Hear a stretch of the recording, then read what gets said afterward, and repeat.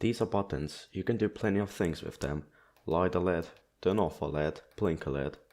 But mostly they are used for user input in many applications such as computers, controllers and pretty much anything with electronics inside. In this video I'll take you through use cases for buttons, starting from basic LED lighting to some Arduino applications. This video will explain the following things: how buttons work and what they are, how to connect buttons with Arduino, how to read a button input with Arduino, and what's a pull-up resistor. If you want to know answers to a specific question, you can use timestamps in the description below. How buttons work and what they are.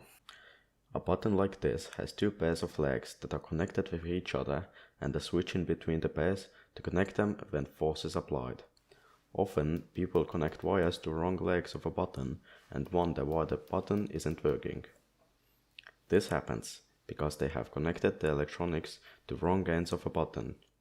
You can remember which legs are connected and which not by thinking that the legs further apart from each other, so these two and these two aren't connected if you're not pressing the button.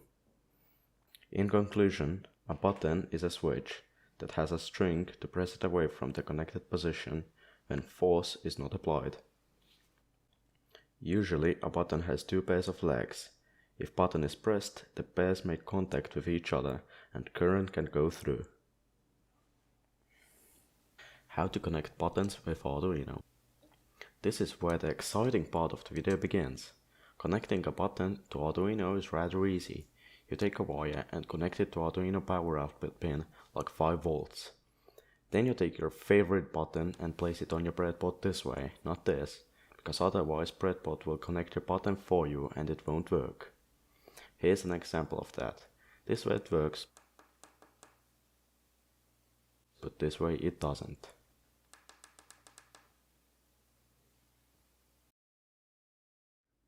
Now, when you have inserted the button, put the red wire you connected earlier to a row on your breadboard where your button leg is connected. Examine your button closely and find the pair of legs that aren't connected to the ones you have connected 5 volts to. For me, it's this one and this one. Put another wire to that row and connect it to ground. You can connect a LED to this circuit to make it turn on or off if the button is pressed. Don't forget the resistor though, or perhaps you can connect a buzzer if you feel like it.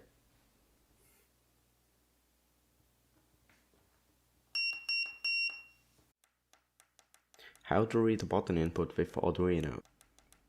Okay, but what if we want to make Arduino do something when the button is pressed?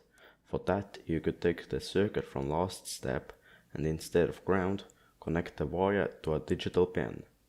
Digital pins are pins from 2 to 13, making a circuit like this. When you have done that, open Arduino IDE and let's write some code. I assume you know a little about Arduino code already. The first thing we do is declare an integer variable and assign it the value of the digital pin we had put the wire in. After that, I declare an integer variable to hold the button status. Then we tell the Arduino that the pin, in my case pin 2, is input.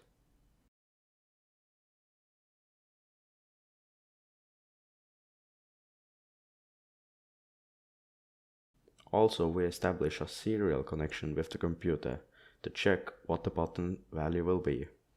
Don't worry if you don't understand that bit of code. I didn't at first either. Now we can move on to the loop section of our code. In there, we tell the Arduino to read voltage from pin 2 and assign the value of it to button status variable.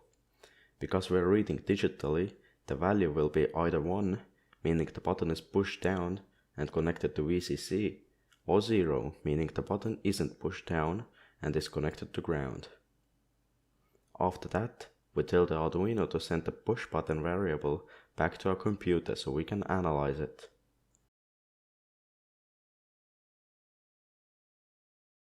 Now we can run the code, see if it works, and open the serial monitor and see random bits of 1s and 0s filling the screen.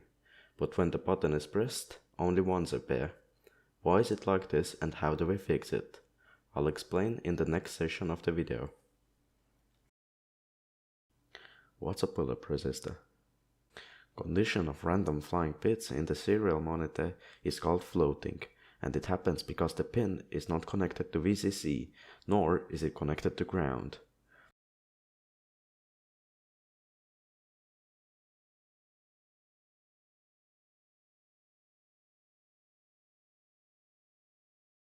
To eliminate this issue, we can use a pull-up resistor. The resistor will do two jobs at once: make the button easier to read for the Arduino and ensure little amounts of current going through. To add a pull-up resistor, we make a circuit like this.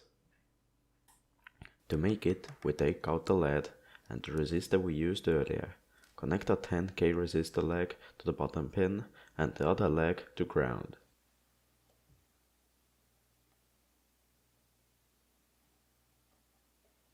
After that, we connect a wire to the same leg of a button and insert it into pin 2. This is how the circuit looks like when the button is not pressed.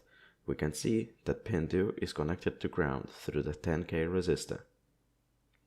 When we press the button, the connection to the ground stops and the pin connects to 5 volts, because the resistance of this part of the circuit is smaller than the resistor I used. In my case, 10 kilo ohms. Open, closed, open, closed. The resistance value of the resistor shouldn't matter as long as it's close to 10K.